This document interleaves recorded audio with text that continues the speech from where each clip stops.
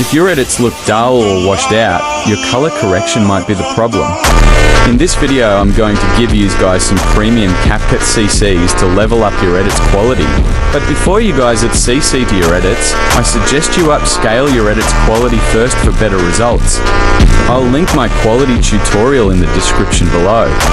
Let's get into it.